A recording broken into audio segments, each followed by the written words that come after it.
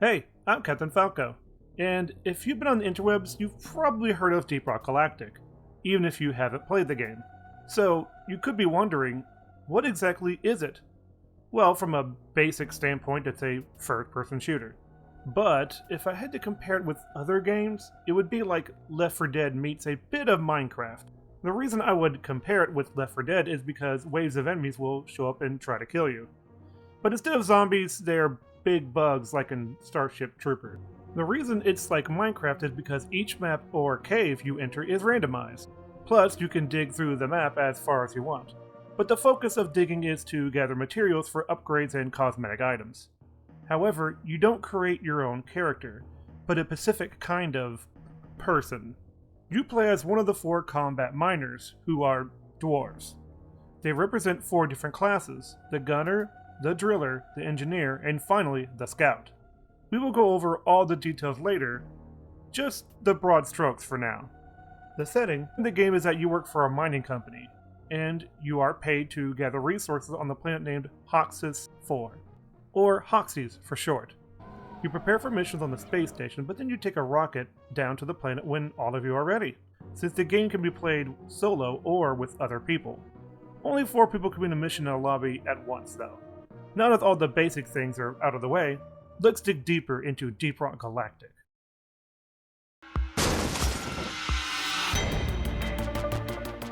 Like I said before, there are 4 classes. No shit. Even though they're different, they do share some things in common.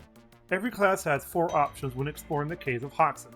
Since I play a controller, I'm going to explain it through those options. The D-pad audio controller controls each of the 4 classes' options.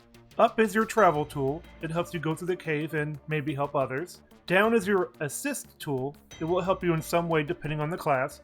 Right and left on the D-pad is your weapons. Right being your primary and left being your secondary. Let's start with the gunner because when you start the game for the first time, you play as a gunner. It's a good class to start off with because it's straightforward. Point and shoot type of class, pure and simple. But just because it's simple does not mean it's a bad class. The gunner carries a big gun as his primary. It's a Gatling gun. The first secondary gun you get is a revolver with moderate ammo, but it packs a punch. His assist tool is a shield generator. When used, it creates a bubble that you can attack out of, but no attacks can get in. The gunner's travel tool is a zip line. Point it where you want it and it creates a wire you can climb up or down. If it's angled 5 degrees toward the ground though, you can slide down it faster. It has a low ammo count, so don't use it on any hill or slope. When it's all said and done, the gunner is a class for damage and taking care of monsters in the caves. This helps the team because you can take care of bigger threats and can stand up to them. Since your movement is lessened when you fire your primary weapon, you might have to tank some hits. Well, that's what the shield generator is for, to stop you from getting overwhelmed. Adding that, you can save others as well at the same time. With upgrades, some of these things can change, but the fact remains that he's not the most dexterous guy to play. Wait! I almost forgot of one thing all classes have. Grenades! If any combat dwarf is in a tight spot, you can use your class-specific throwing weapon, a grenade. Well, not all of them are actual grenades, but we'll be calling it that since it's a grenade weapon, just to make it simple. Each class starts with 1, but you can obtain 3 different kinds as the game goes on, making 4 in total. Going back to the gunner, his first grenade is a sticky grenade. By its namesake, it will stick to anything on contact, then explode. Another thing about grenades is that their explosions can cause a status called fear, which makes most enemies run away. Let's move on to the next class, which is the driller. His travel tool is his class title, the drill. This lets you go through caves way easier, but don't get carried away since you can run out of ammo. The driller's assist tool is an explosive bomb.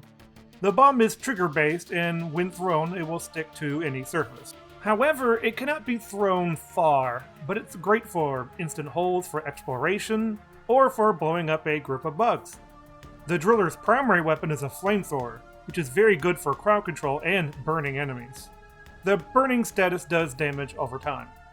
His secondary weapon he gets first is a pistol. It doesn't do a lot of damage, but is good in a pinch. After all, the flamethrower has a limited range, but the pistol does not. The driller's grenade weapon is an axe, useful for tougher or bigger enemies.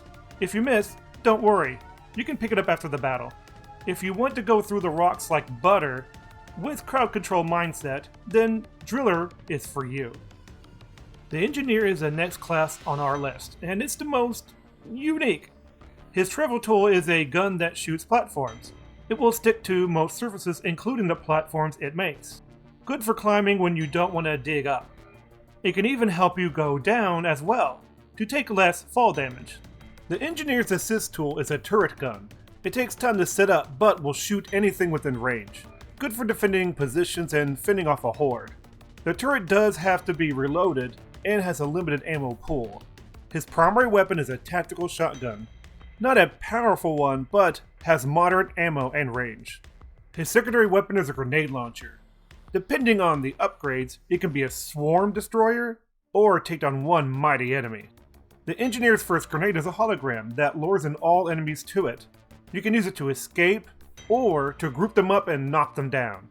The engineer is a one-man army, even though it may take time to set it up. The scout is the last class we must talk about. Agility is key to being a good scout, and is more of a support role in the group. This doesn't mean the scout is bad on its own, or being support is a bad thing in this game.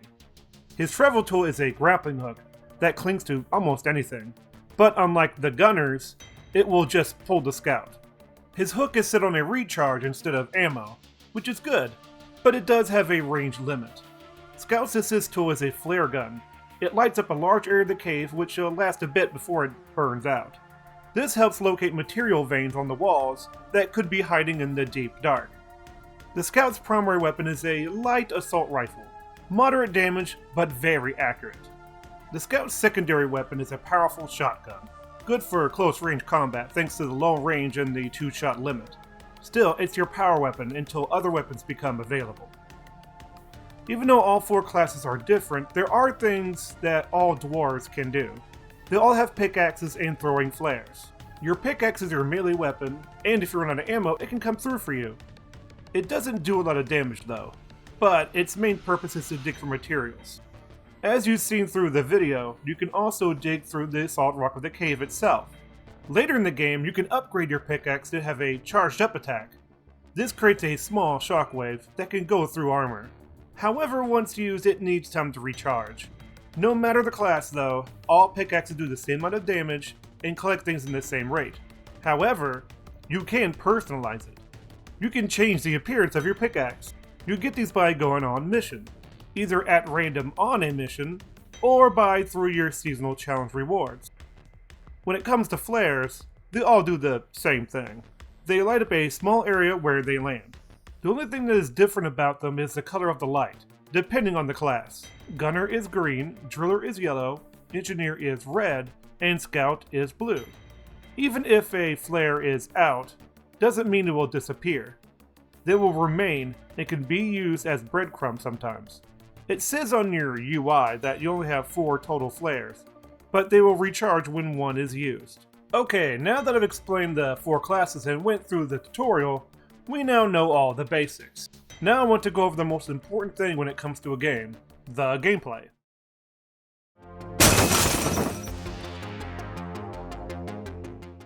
When it comes to the gameplay of Deep Rock, it's hard to explain it from other FPSs. It feels somewhat like Halo, but heavier when jumping. When surrounded by enemies, you need to swing your weapon around fast, but also be able to pinpoint weak points quickly. Almost every encounter involves multiple opponents, so you must be fast and precise. Even on controller, this is easily done once you're used to the movements. For the game to not be repetitive, there are different types of enemies. Wash 'em!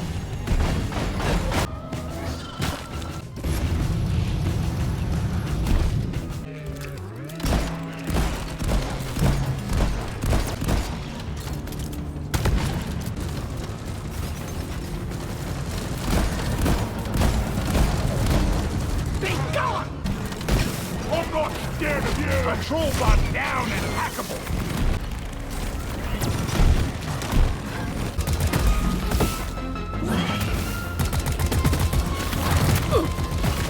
The gameplay loop of combat is broken up by collecting resources. Collecting resources can be fun by itself.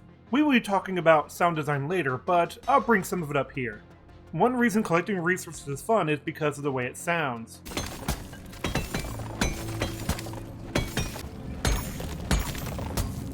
Plus, seeing the numbers go up as you collect until you get full. This is when you dump it into your traveling minecart, so you can do it all over again. Like the caves themselves, all the materials are in random locations. Enemies also come from random places from the ground, either from the swarm or just encountering them while you're exploring. There are some exceptions, of course, with mission types. For example, a Dreadnought mission is killing some huge bugs. The other kind of mission is called Deep Scan. You collect a certain ore in a deep place. Still, most missions share the random thing. But even if you can jump and shoot, you still need to climb terrain. You can jump up most slopes. Kind of like in Skyrim when you billy goat up a mountain. When you can't climb up, you can still hold on to a straight edge of a cliffside. This was confusing to me for a while. I thought you had to press jump again when you wanted to climb up, but it happens automatically. Same thing happens on the platform the engineer makes. Once you understand all of this, you can save time and ammo on missions. When you collect resources with your pickaxe, you just have to hold the melee button. The distance between the pickaxe and the material is further or closer than you think. Same thing goes for the enemies. You still need to be close though for both occasions. I don't know how to explain it, but once you feel the distance, you'll never mistake it again. It doesn't take that long to get a handle of the gameplay of Deep Rock. Most of it's very intuitive, including how you select missions and get upgrades. All you must do is to pay attention to what the game is telling you. When collecting resources like gold or nitra, you can't carry an unlimited amount.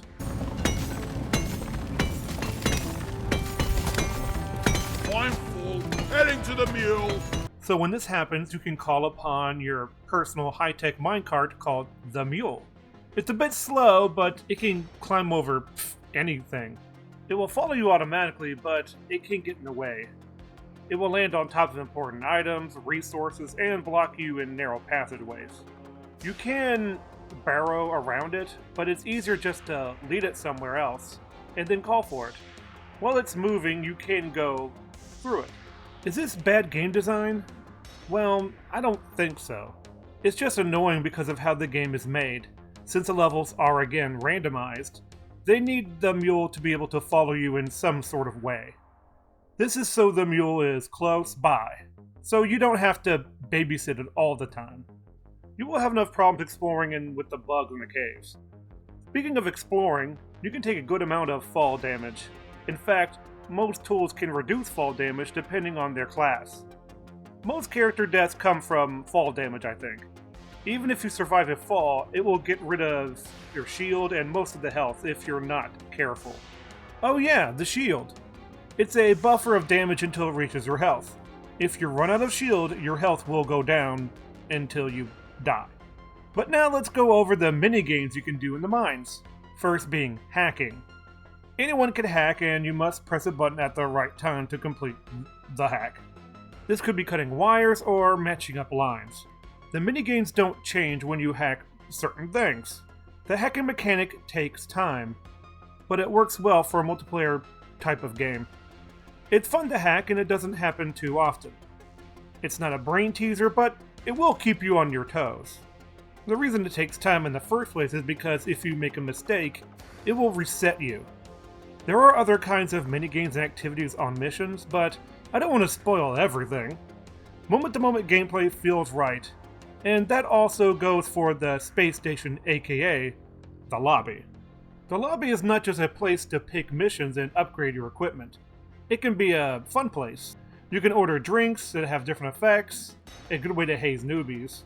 You can also dance or play some games to blow off steam as well. The game has a comedic element to it, and that appears the most on the space rig. This may not seem necessary a part of gameplay, but it does create a chill atmosphere. Things can get hectic and stressful. You can bother management in several ways too, and I'll let you figure that one out. You can even do this on missions, but those are more hidden. Speaking of management, he's not just there to just scold you. Stop it, now! Please don't kick the barrels into the launch bay. He will tell you what the mission's about, and a large amount of enemies are coming your way. Deep Rock will aid the player, but still, not handhold. Too much guidance is a bad thing because it feels like nagging, and the devs think you're a doorknob licker. It's very insulting, but the opposite is also bad because if a lot of people get lost, then very few people will play your game. It's tougher than it sounds to hit that in-between sweet spot while trying to make an entertaining experience. I do think Deep Rock hits that balance. You may have a strict goal, but it still gives you enough freedom to figure things out. The feelings of completing a mission and seeing your accomplishments in the end makes it feel like it was worth the struggle. That's one for the books. Retrieving escape pod.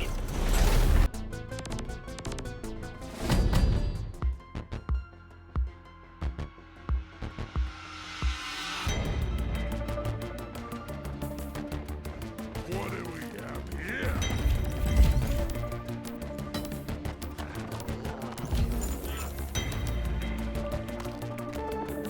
If you solo queue, you get a floating robot partner called Bosco. The robot has unlimited ammo, and if you point the material with your laser pointer, Bosco will dig for it. No matter how high the material is, a dwarf must still do it physically. However, you do have a limited number of revives per mission. You can edit Bosco to have more revives, but it doesn't fix the fact that you have unlimited potential revives with other players. Someone can enter your games if you're public with your settings. If that happens while you're alone, Bosco will leave. It's a good idea to practice mission types on your own before going to public lobbies or going for higher difficulties. Still, it's up to you and your playstyle.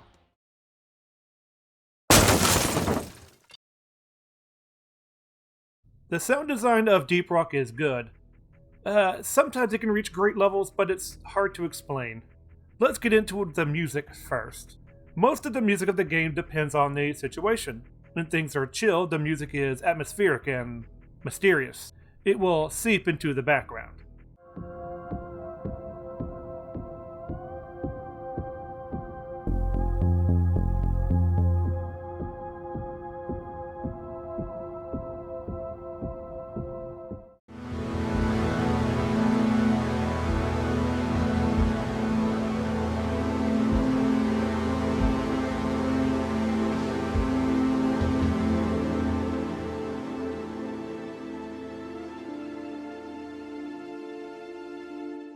When the Horde is coming your way, the music will be more intense and energetic, matching the stress of the battle at hand.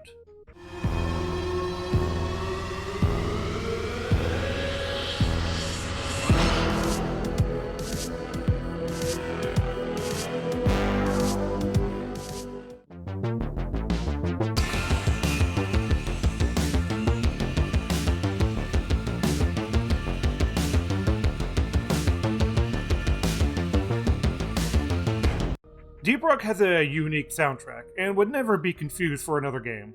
It seems to put the players first with the music and sounds. A good example is the lobby. On the space rig, the music is almost non-existent, just beeps and boops of the computers. This lets the players converse among each other. Also, you can hear the clicking of options in the device menus.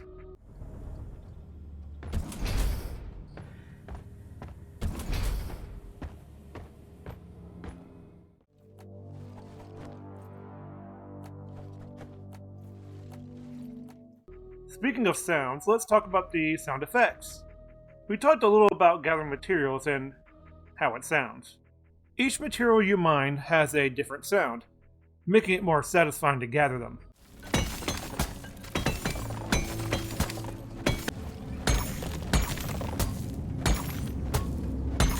Get to work!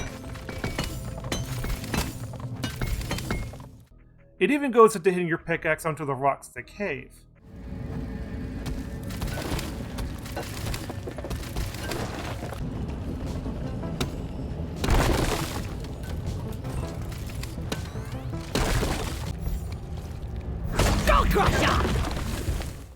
There are very few materials you can't go through, but they do exist.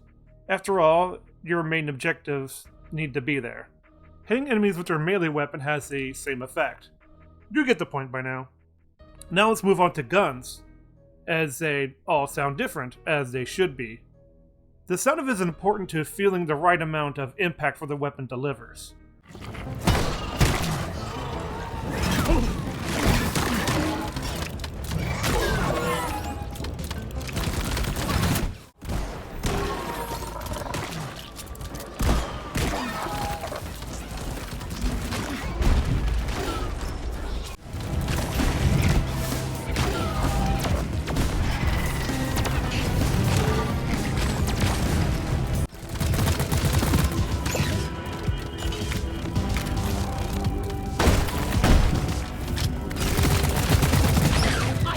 Killing enemies is a lot of fun, and the sound effects are a big part of it.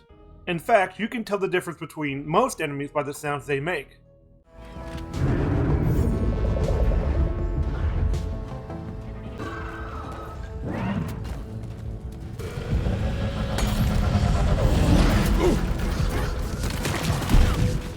This is good to prepare the player for future encounters without actually seeing them. This can install fear in the player or making them change tactics on a dime. Sound design is closely linked to gameplay in this situation. The voices of the dwarves are quite comedic in nature. Some lines could be seen as characters relieving tension. Glyphid Praetorian eliminated. Shields ready again. Can do this in my sleep at this point. Go lie down forever. Rock and stone, yeah! The management or director's voice is very stern, which does fit the character. He is stern because he needs to stay impartial for the combat miners to do their jobs. When he compliments you, though, he sounds like he really means it. We've detected an area filled with the quarks, and you get to bring them all back. Search for a blue shimmering light and extract the quark from within the walls. We've sent in a specialized heavy lifter, and we're expecting heavy resistance, so the lifter's been equipped with heavy armaments. But keep focused, it's about the goods. Stop it, now! The mule is secured. Initiating launch sequence. Deeper Galactic thanks you for your good work. Drop pod will leave with or without you. It all comes together to be this satisfying experience.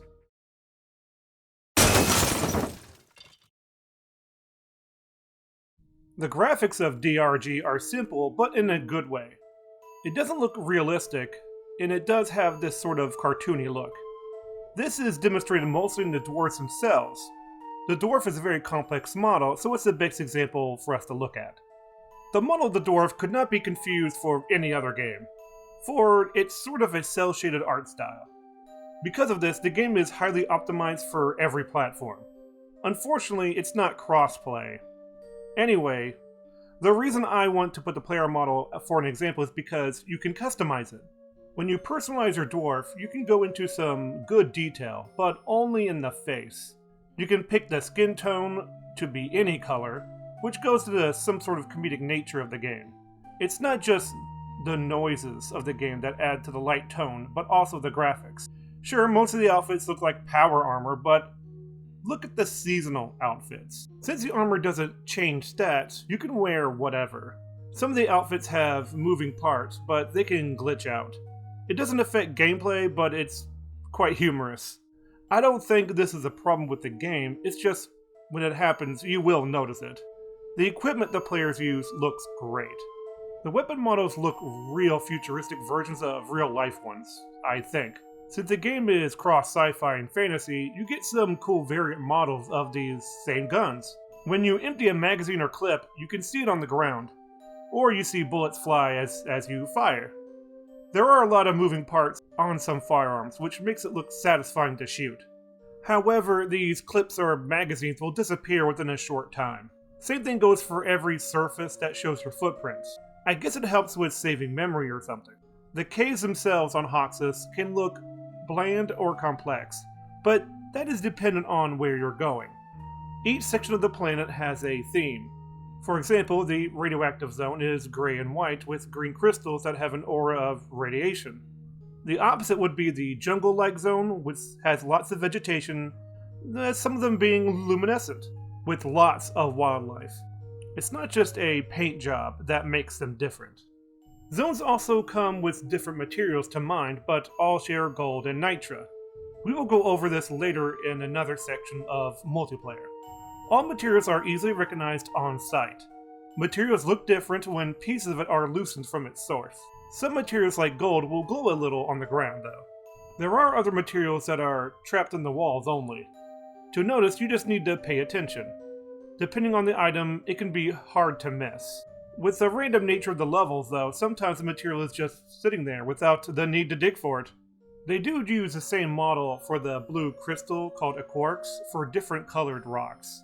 It may seem a bit lazy, but I don't personally mind. It's just another thing to collect. The effects of some materials are not apparent on mission. They will just boost your experience gained or gold value. Back to the looks of the game again. Let's go over to the design of the bugs. The vibe I get from the common foot soldier type is that it looks like a Starship Trooper model. You see these guys the most because they're swarmers and the weakest. The design is simple, and they seem to move with purpose. Almost every bug can move on the walls and ceiling, so you can't hide during a swarm. Some enemies can be idle, but once you hit them, they will take a direct route to you. The waves are something to behold sometimes, since some of them will flank you and ruin your plans. When you kill a bug, it will go limp and fall, causing it to ragdoll. It can be funny sometimes when you headshot most commons and they deny reality by shaking their heads. The thing about the design of enemies is that they all have obvious weaknesses. With tough but slower bugs is they have a glowy butt. Hey, guess where you should shoot them? When in a massive swarm, you need to be efficient with movement and ammo. Having these obvious weak points helps. It's not a complaint. If you must guess, just aim for the head. Just like with the sound effects, seeing an enemy glow can help you prepare. Now let's talk about the UI. The player UI is minimalistic, with the most detailed thing being the dwarf picture in the corner, with your health bar and a shield. Everything you need to know is on this side of the screen. If you, like for example, if how much ammo you have, and it lets you know immediately. Taking inventory needs to be fast. You can be more immersive and turn off the UI, so you see just the ammo counter on your weapons and gear. You will only have management to tell you if your mission is complete or not. Still, the UI just could be something on your screen of your helmet. With how this game handles tone, it never drew me out of the experience of being a combat miner. You can pull up a map of the area, but it looks like a green mesh bitmap. It's easy to read, and if you're close enough to a wall, you can see other cave systems. You can also see objects on the floor like the mule or any other mission goal. Sometimes you can get lost on the map, but it's better with than without it. Another exploration tool is your laser pointer. You can ping things or point Bosco at something that you need help with. When things are pinged, you can see these objects through walls and it's outlined. Really useful thing for players who don't have a mic. When on the space rig, the player interface is less important. The menus aren't straightforward and don't really need explanation. The weapon upgrade menu will show you the stats change and if you hover over the upgrade. Green text is good, bad text is bad. The shop is for buying accessories, and when you complete some missions, you can exchange gold for materials to buy some more stuff in the shops, in order to create items. The only thing I wish they had is a testing floor of some kind to see how your weapons work when upgrading it. You must go on missions to find out. Which means going through a 30-minute or more mission with something you don't even like, or quit and change it. This is something that could be added with an update, and I think it's something they need. I shouldn't have to look it up outside the game. Now the mission menu takes time to fully open. It will show you what type of missions you are available in what zone. All the UIs act like a touchscreen, so they have the same controls, making it simple and easy to choose things. Let's check out the graphics of this space rig. The lobby has a vibe of a workplace run by people who just want to dig. Some of the machinery doesn't even work, and it looks sloppy in some places. Safety hazards don't matter when you take live ammo into the mines. The only way the rig changes is for seasonal updates, for example Halloween and Christmas, which also comes with extra challenges. I mean, you also drink different kinds of beer on the regular, which can have effects for a group of players you can have fun with. Drinking animations are the same, but they change in some ways. I needed that.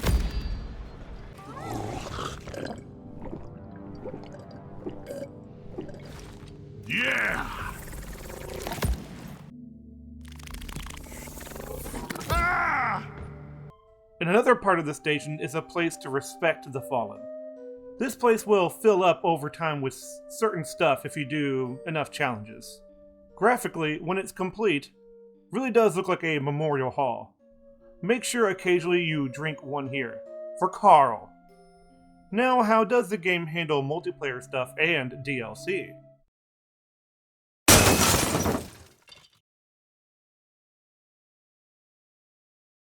When it comes to the multiplayer part of Deep Rock, it will come off as a gameplay section part 2.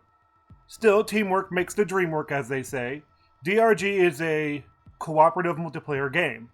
Everyone on the team must pull their weight as individuals, but still need to work as a team. Since Bosco isn't there, you need to communicate with your fellow players. You can do this by laser pointer to point at objectives or ways to go. There is also a text chat, or you can use many voice applications known across the interwebs. I use Discord myself. I've never used text chat though, but it is there.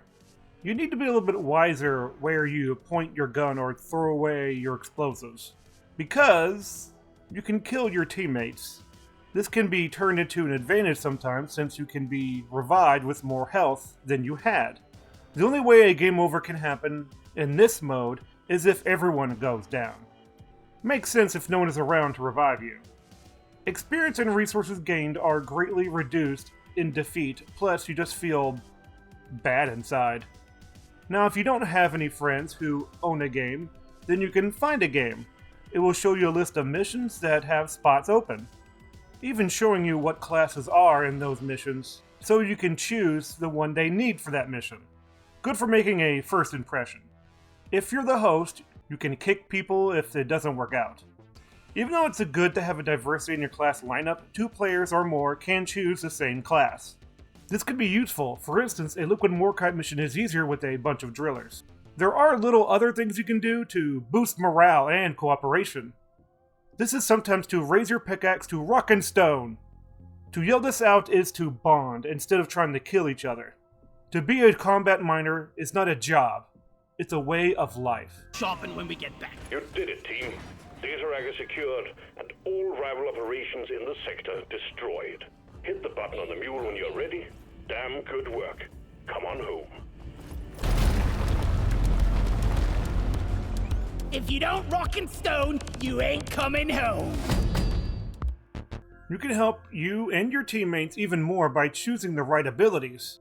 All dwarves can get abilities, and are useful for one reason or another. You don't get them all at once, and you do got to grind for them. Just like with weapons. I wish I could see how useful these things could be in-game. Even a short video would be great for these things. I didn't know how good Beastmaster was until I saw another teammate use it. Sometimes you need to activate them, or they could just be passive. Even when you gain an ability, you can upgrade it. To help yourself out, and the party, you can fully customize each class in several ways. This is in the equipment screen where you equip your weapons, and you can do this with your abilities. You can have different loadouts for each class to have certain functions for certain missions. Now, here are some tips for each class on a mission with your buddies. As a gunner, you are the damage dealer, so make sure you are in the thick of it. You most likely will have the most ammo to burn, so make sure you kill fast. Of course, use your shield for your allies if in trouble. You can use your zipline to avoid damage, but it seems kind of lame. Anywho, the driller gets rid of compact dirt between sections of the cave. He has some of the best tools for crowd control. Just be careful with it. Just warn people when you're about to explode your C4, okay? Also, the driller can be great for a quick escape when the mission is over. Being a useful engineer means knowing where to put your platforms because you need to have other players in mind. This is very useful for scouts when you put a platform under materials in high places. You can help defend goals with your turrets and players during swarms. Scouts can help other players reduce their resources with his grappling hook and flare gun. When you enter a big cave, pop a light for others so everyone can see. This will reduce the time spent in the area. Less time means less swarms will appear. More light also means seeing enemies, letting you and others use less ammo guessing where the weak points are. With the grappling hook, you can help others by gathering materials no one else can without wasting time or ammo. You can be a little more reckless with it too, because unlimited revives. Speaking of resources of the players, all players share the same amount of materials. Their gold value is your gold value. Same goes for EXP. So let's focus on the material Nitra. It's really important because it's the material that gives you ammo. You can call down an ammo drop pod. You can call one down if you have 80 or more Nitra stored in the party inventory. Just press twice on the D-pad, and if it's blue, you can place it where the hologram is. The reason I bring this up is because there are only 4 stacks. 1 stack for each dwarf. This is where Mainers come in. Since there are only 4, just take 1 because it will refill 50% of your total ammo amount. If you need more, just ask. Some people can have more than they need and don't need a refill right away, so they can go without one. The sin of double dipping without permission could mean trouble for you. Good manners are a part of teamwork. One reason I like this game so much is because of how they handle updates and how they earn money. They add content for free, and you can't pay to win. I know it's a PvE game, but they could have had a mega death weapon you could just pay for outright. Same goes for upgrades. All DLC is completely cosmetic, and I've never had that many experiences of it being pushed in my face. The free content is usually for the next season, changes to enemies or adding more of them. With the recent season, they added a new mission type, the Deep Scan. Each season has a theme and changes the appearance of the space rig. It shows a lot of the work went into these updates. The most recent theme is digging deeper into the planet. So far, there are no greedy tricks done with DLC. When it comes to the connection issues, that's all up to the host's internet quality. If the host disconnects, then every material you've gained is gone. The only thing that stays is some EXP and season mission goals, like parasites from meteors or alien cores. Personally, I've never had issues with online stability. Only if the game is having issues itself have I ever been kicked out of a game. I have played it on Steam, Xbox, and PlayStation, and these problems are very rare. Now for my final thoughts on DRG.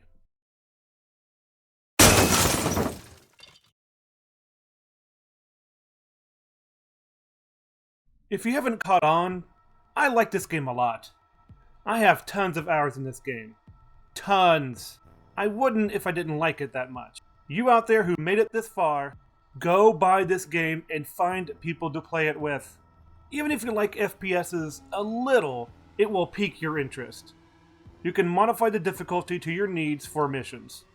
This is a solidly good game, and I know you will enjoy it. If I was forced to give this a number score, I would give it a 9 out of 10.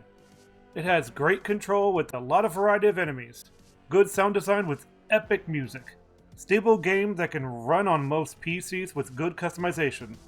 It may not be perfect, but it comes so close. The idea of this review has been in my mind for a while, so it's just something I wanted to do. The game is not pricey, but if you wait for a sale, you should get it. It has a lot of content for the price. I'm working on other projects, but my main thing is my show, Background Noise. It's a YouTube podcast with my co-host, Froggo. We discuss videos by other creators on this platform, mostly about writing, media, or pop culture. It's a thing though. There are so many movies that copy the sort of motif and all that stuff, but they're not realizing that you have to build that up throughout. Because here's the thing: Fellowship of the Ring. Sorry, there's no rings technically, Lord of but Ring like Golem. Lord of Ring Golem. But like but like there's not really a big battle per se. It's all like really character focused battles inside a closed area, or like even Amen Hen is not big considering what happens next at like Helm's Deep than at Minas Tirith. By the way, I said Fellowship has no large battles. I forgot about the opening. I'm an idiot. It It is a Good very enough good way to start, though. Of what could come, you know? Yeah, exactly. Yeah. But it sort of escalates It's also down, kind of up again. it's also kind Mhm. of it's a very skimmed over battle. It's a trope, and it can become cliche, which is a repeated thing. But that necessarily make it bad. It's just that you kind of see it coming, and it's considered bad writing advice. It's like no, it it's all about execution. Yay! Exactly. That's going to be Pee Wee's Playhouse like thing. It's like he said the secret word. Bam, bam. Play, in my opinion, is a trope that You gotta love that shield. It's my opinion, which means you can't criticize me for it. But still, I'm not saying he's doing it, but it's like it is common. Usually, it is commonly used. I'm like, it's kind of funny. You state things with such authority, and then you say, "In my opinion." It's like, oh, well, we don't need that because here's the thing: everything you say on a video is your opinion. It's just when you back it up with your own, not just your own feelings, but with evidence, it becomes objective.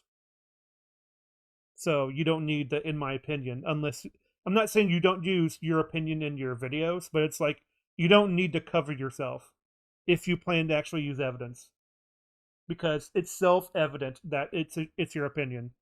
Was fucking great about watching the behind the scenes of Arcane. It was the fact that the creators, once they were about to release the thing, they just said to each other, okay, no matter what, we're going to anger somebody. That doesn't mean they're bad. It's just they're very passionate about League of Legends, or they really want this to be this way. So we just gotta show it. Hopefully they'll like it. If they don't, they don't. It's like there you go. Simple as that. You don't have to do this whole people might be racist towards you. Or sexist. It's like it's automatic defense by corporate to tell them to do. And it's when has it worked? When has this ever worked? Really, somebody tell me when it worked. All right. It is concerning to us that targeting marginalized actors on other social media platforms has historically resulted Oh in no. platform bans. Historically, okay. Historically, okay, whereas- yeah, you mean the people that you claim to be racist? Yeah, they As if they as if historically this, have been banned. Yes. as if this shit will be on the history books. Oh, I love it. Like going to history class. Oh man, nerdrotic. I can't wait to learn more about him in history class. No. The influence should be obvious. Oh, I also have a Discord if you like my channel. All links in the description. My next project will be something that will strike my fancy. It will either be Buffy related or Godzilla -1. It will be tougher thanks to the copyright and my lack of tech knowledge, but I will try my best. Thank you for watching, and I hope you enjoyed. You're not gonna do anything to me. You don't have the stones. Oh, I got the stones. I got a whole bunch of stones. Rock and stone!